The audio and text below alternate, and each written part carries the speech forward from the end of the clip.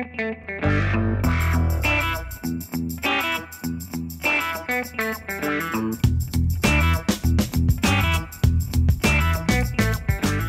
चित्रपट बनवताना एक संकल्पना डोक्यामध्ये अशी होती की बरेच वर्षात एक चांगला म्हणजे मराठी भाषेचं जो वैशिष्ट्य आहे की एक वाक्य तुम्ही कुठल्याही प्रकारे कसे ट्विस्ट करून त्याचा अर्थ काही काढू शकता. तर जे दादा कोंडकेंसारखे लेजंडनी केलंय आपण तितकं ग्रेट करू नाही मला माहिती नाही, पण एक ट्रिब्यूट द्यावं त्या दृष्टीने कल्पना आलेली की हा चित्रपट आपण करावा. आणि त्यासाठी पराग आणि आमची भेट झाली. आम्ही म्हटलं की असा एक सब्जेक्ट काहीतरी आपण वर्कआउट केला पाहिजे. आणि त्याच वेळेला आम्हाला असं कळलं की मराठीमध्ये खूप सिनेमे आजकाल प्रदर्शित होतात, जवळजवळ 100-125 चित्रपट प्रदर्शित होतात, पण जेन्युइन प्रोड्युसर्सची संख्या खूप कमी आहे. आणि बाकीचे प्रोड्युसर्स जे आहेत त्यांचे इंटेन्शन्स काय असतात ते चित्रपट आपल्याला दिसत सुद्धा नाही बरेचदा. तर तो जम्प पकडून परागने आम्ही एक स्टोरी बनवली आणि आतिफ सर आहेत त्यांना भेटलो आम्ही. त्यांना इंटरेस्ट होता मागे खूप 1-1.5 वर्षापूर्वी मला वाटतं सरांची भेट झाली होती, तेव्हा त्यांनी सांगितलं होतं की आम्ही इंटरेस्टेड आहोत मराठी फिल्म काही चांगला सब्जेक्ट एंटरटेनिंग असेल तर करण्यामध्ये. आणि आतिफ सरांना आम्ही सब्जेक्ट ऐकवला, त्यांना आवडला. मग को प्रोड्युसर आहेत त्यांना हेमंत नावकर त्यांना ऐकवला. सो दे थॉट की नाही हा एंटरटेनमेंट पॅकेज होऊ शकतं आणि मग पुढचा प्रोसेस सगळा सुरू झाला. वंडरफुल. आणि फिल्म इंडस्ट्रीमध्ये ज्याला यायचं असतं त्या ऍक्टर असेल, सिंगर सुद्धा असेल, बहुत सारे पापड बेलने पडते जे तुम्ही दाखवलं. खुद की भी कोई स्टोरी है इसमें, कुछ glimpses, काही स्वतःचे अनुभव? अनुभव तर प्रत्येक ठिकाणी येत असतो पावलोपावली. कारण एक चित्रपट बनवताना जेन्युइन माणसं सगळीच भेटतात असं नाहीये. जेन्युइन माणसं काही भेटतात काही भेटत नाहीत, प्रत्येकाचा उद्देश वेगळा असतो. तर ती करताना एक तारांबळ उडतेच.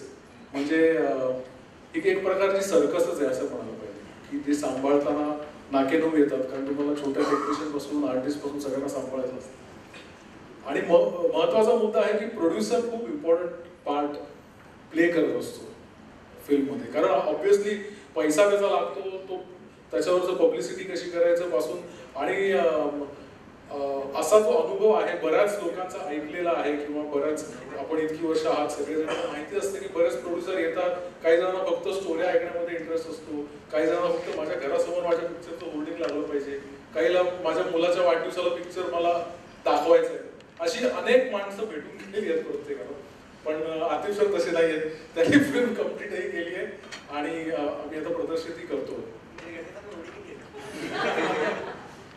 सो फायनली मूवी रिलीज होणार आहे आणि इतके जोर शोर से हो रही है मूवी. ट्रेलर जबरदस्त आहे आणि खूप साऱ्या गोष्टी आहेत. सर तुम्हाला विचारायचं आहे मला की काय फील आला तुम्हाला, म्हणजे फर्स्ट होतं ना की फर्स्ट फील क्या होता है? एंटरटेनमेंट एंटरटेनमेंट एंटरटेनमेंट हे लोक म्हणताय, पण तुम्हाला एंटरटेनिंग वाटलं आणि काय वाटलं? सर्वप्रथम मी सर्व निर्मात्यांचे म्हणजे सहनिर्माते आणि निर्मात्यांचे अभिनंदन करतो की त्यांनी एका हिंदी चित्रपटानंतर हा मराठी चित्रपट करायला घेतलाय. आणि मराठी चित्रपट सृष्टीमध्ये तुमचं स्वागत आम्ही करतो. कारण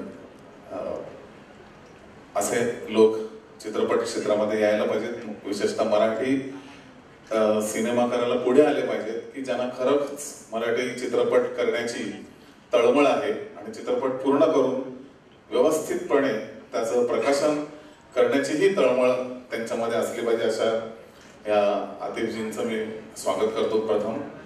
आणि तुम्ही जो प्रश्न विचारलाय बरोबर आहे की द्वैरथी संवाद असलेलं चित्रपट खूप वर्षात आला नाहीये दादा कोंडके यांच्यानंतर, आणि तुम्ही त्यांना सुरुवातीला ट्रिब्यूट पण केलेलं आहे.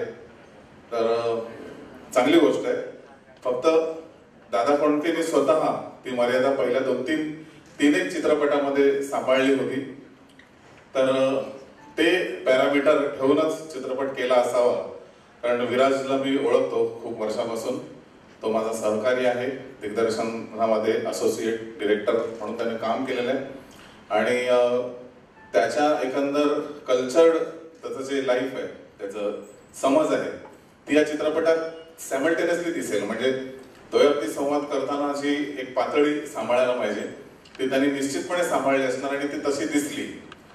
विशेष कौतुक मला एका गोष्टीचं वाटतं की ह्या चित्रपटामध्ये खूप काही स्टार किंवा सो कॉल्ड ज्याला म्हणतात मराठीतले स्टार न घेतल्यामुळे सगळ्यात पहिल्यांदा मला प्रथम वैशिष्ट्य ते वाटतं की ही सगळी मंडळी एस्टॅब्लिश आहेत, नवीन नाही आहेत, पण त्यांना घेऊन हा चित्रपट त्यांच्यावर भिस्त ठेवून ठेवला जातोय. विशेषतः भाऊ कदम ज्यांना डोळ्यासमोर ठेवून हा जर सिनेमा केला असेल तर भाऊ तुझ्या करिअरचा हा खूप म्हणजे पुढच्या सर्वोच्च बिंदूची ही सुरुवात आहे आणि ती निश्चितपणे यशाच्या शिखराकडे तुम्हाला घेऊन जाईल. सिरियल छोट्या पडद्यावरून भाऊचं हे मोठ्या पडद्यावरचं माझ्या दृष्टीने मोठं पदार्पण आहे आणि मी भाऊला आणि विराजला अतिशय मनापासून आशीर्वाद देतो आणि सर्व ऑफकोर्स नवीन चेहरे म्हणा किंवा चिन्मय आहे, आरती आहे, ही सगळी एस्टॅब्लिश मंडळी आहेत बऱ्यापैकी, पण सिनेमामध्ये आणि नाटकामध्ये जे ग्लॅमर मिळतं ते सिरियलपेक्षा कितीतरी मजबूत असतं, त्याचा पाया खूप मजबूत असतो.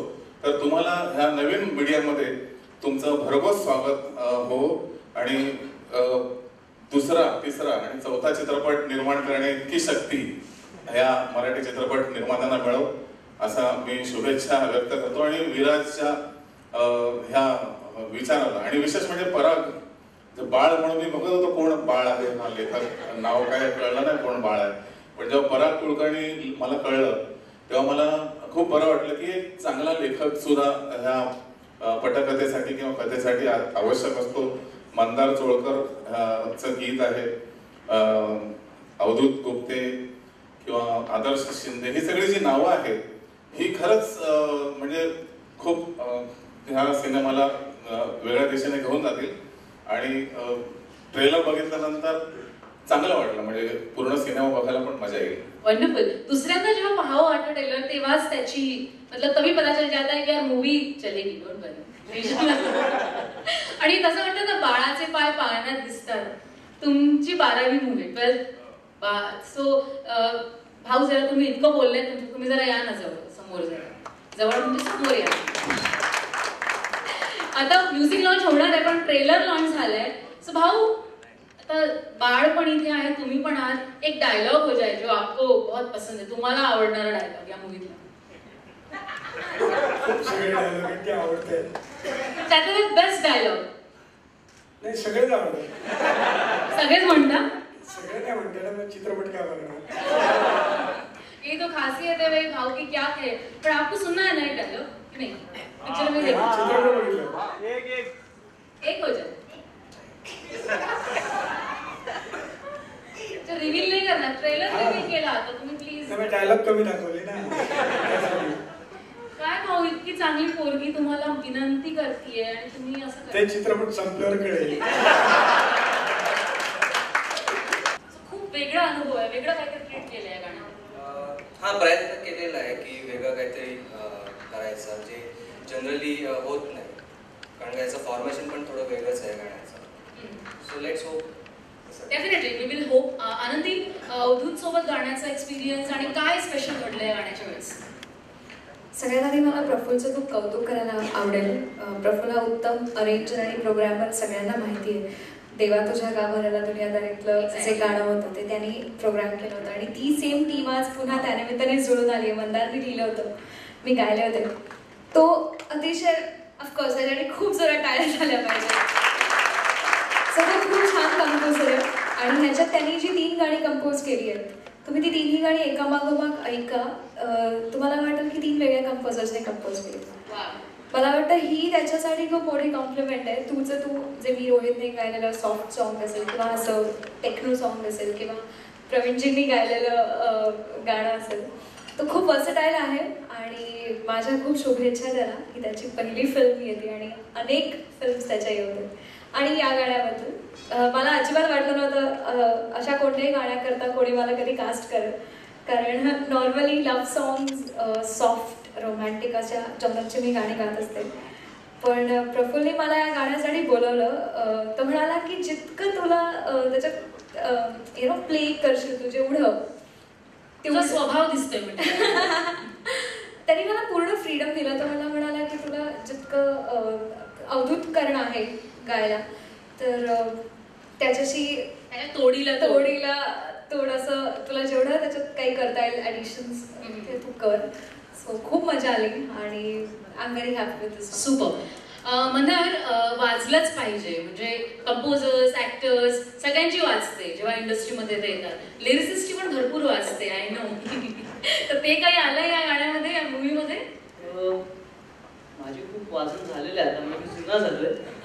जुना म्हणजे झालाय वाजण्यात. म्हणजे मला खूप आनंद या गोष्टीचा आहे सांगताना की ही जी फिल्म रिलीज होईल 31 जुलैला ती माझी या वर्षातली 10वी फिल्म असेल रिलीज होणारी.